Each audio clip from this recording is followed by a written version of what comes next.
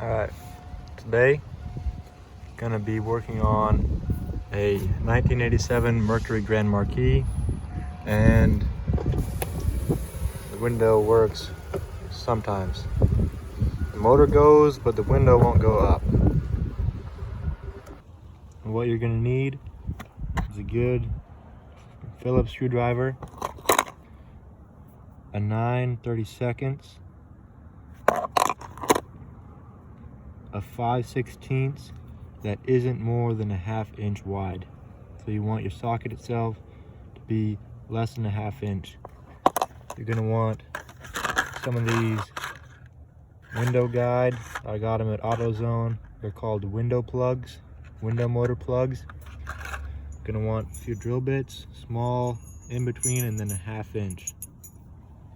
You want a drill, 1/4 inch socket, decently long extension, maybe some pliers, and then a tray to keep screws in, and some grease.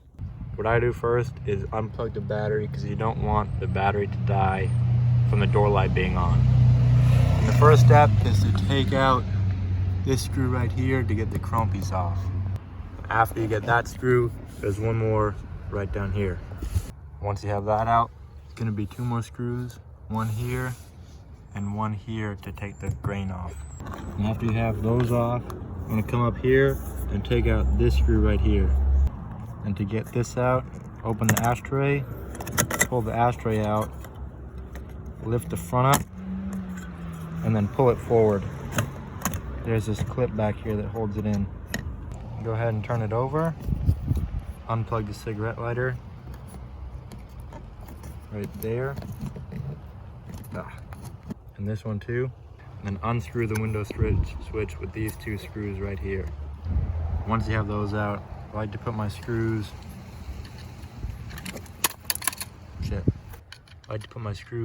back in the armrest thing, just in case,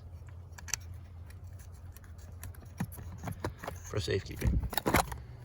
And then next, what you're gonna want is your 9/32 extension. You can use a 1/4 inch socket, driver, whatever. I like to use a drill with the extension in the vise. Gonna be taking off this armrest. There's 2 bolts right there. 1 bolt up top right here, 1 bolt up top right here, and 1 down here. Once you got that off, you just pull it off. Once you get the screws out, you can use a ratchet, but I like to use a drill because these screws kind of long, pain in the butt to get out because they're firm. Next part is taking the door panel off.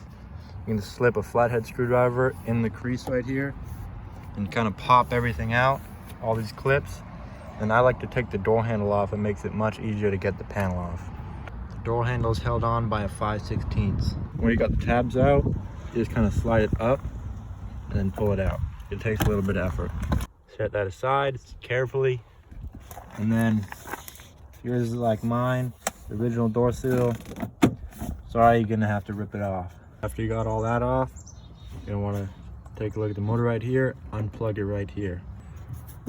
Thanks Ford in the 1980s for marking where you need to drill.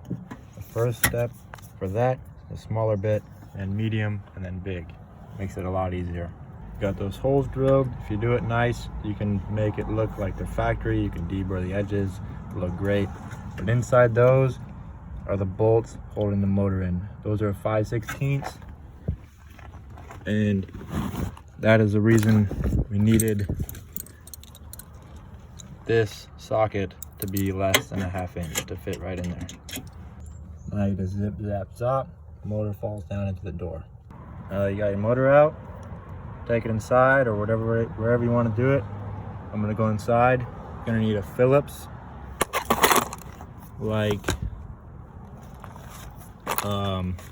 if I can find mine, like so, some grease, some pliers. And to do this, you're also going to need your 3 plugs. All right, now that you're where you need to be, please excuse the mess on my brother's Glock mat. Don't really use this area that much. Open your seals, plugs, whatever, and take out that screw right there. Now you got that out, take a tiny little flathead, stick it in under one of these spots, pry this plate off. If your window worked kinda, but not all the time, probably looks like this.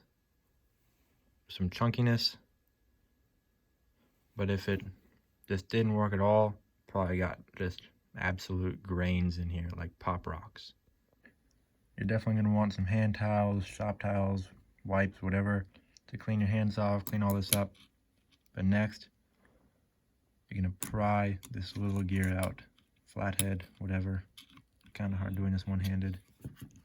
Pry it out, grab it, pull it, slips off.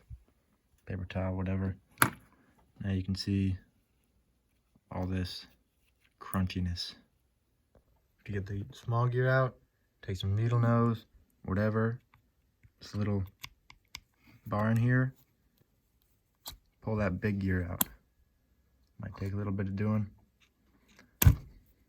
Take it out. Do not take the motor off. If you're doing the front windows, they have little screws going in like this. Do not take the motor off of this. It will be a pain in the ass for you to get back on. Unless you want to try to rebuild it. If it audibly has water in it, you want to let it dry out, don't take it out. You will spend ages putting the brushes back together correctly. And you can wipe this out. Wipe the big gear off. Doesn't need to be perfect. You can leave some old grease, whatever. You just want to try to get all the old chunks out. I'm using white lithium grease. Got it at Home Depot. Just want to take it, go all over the inside of it. You also want to put some in these and on the teeth when you put this gear back in. Don't put any in here yet. Got a little greased up. And take your plugs, 2 of them for now.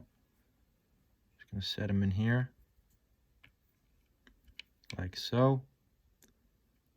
And then test fit my small gear, setting it in there, trying to get it to move all the way down with these plugs in these divots and the corners of this triangle. I only have 2 plugs in there right now. This one's missing. You can do 2. It's gonna wear down faster, but it's easier to do. If you wanna do 3, depending on what kind you get, if they're smaller, you can just put it in there, push the gear down. But if they're like I got, I think it's part number 74410 at AutoZone, you gotta shave this 3rd plug down a little bit to make it fit. I like to shave them with some pliers and a wood rasp. Doesn't need to be perfect by any means, so when you got that done, you just need to take a little bit of material off. Take the small gear out, but not all the way off, just so you can slip this down in, kind of tilt it towards the outside, so as you're pushing this gear down, it pushes this into place.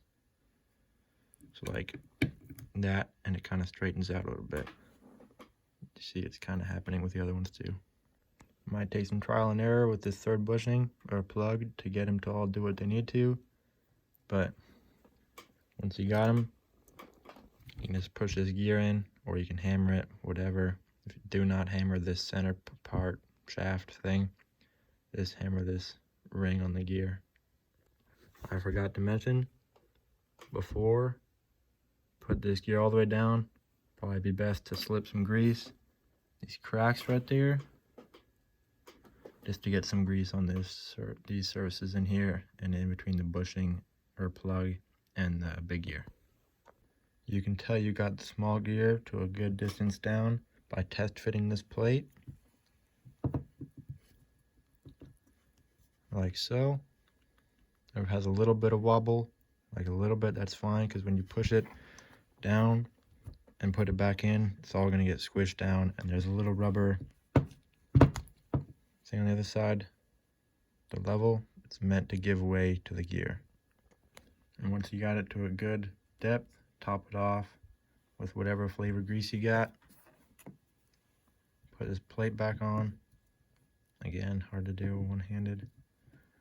Take your little screw you took out, put it back in this hole. And then wipe the edges Might have some coming out. You're ready to put this motor back in the car. Now you're probably back at the car. I like to test the motors, plug them in, take your window switch, try it out, make sure it's all smooth. It's gonna move around, but you don't want it to really like shake as it's going, kind of like it's doing. Probably smooth out, I hope. Smoothed out, there we go. Probably grease went around, but now this is ready to go back in. Now this part is kind of a two-handed process. So you're gonna want to take your motor, stick it in here, and hold it up till you get those holes to line up. Now let me see if I can get it right. Oh crap.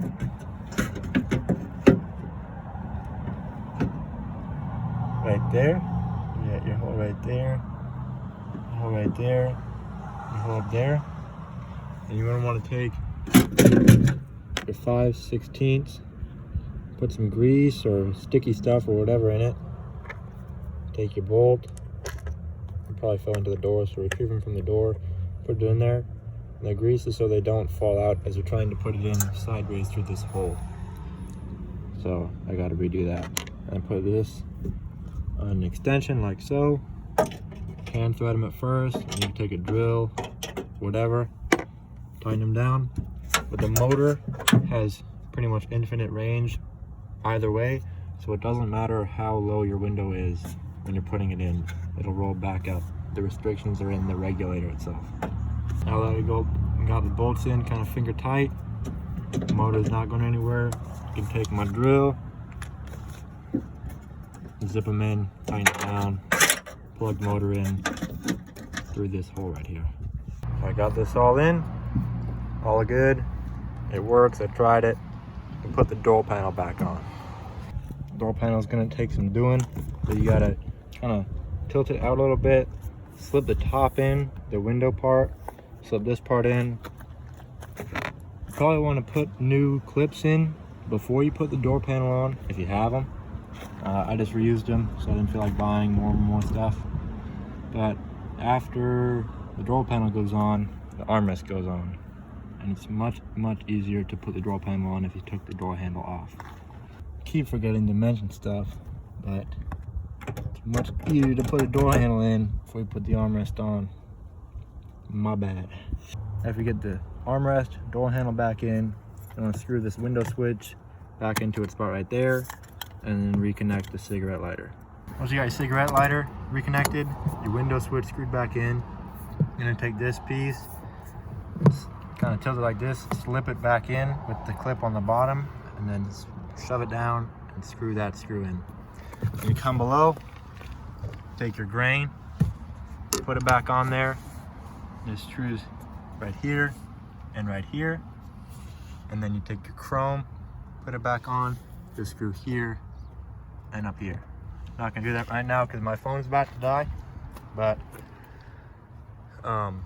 this is the third door I'm doing this on this car. I did this one, that door, the driver door. I'm gonna do that door eventually when it needs it because it still works at the moment.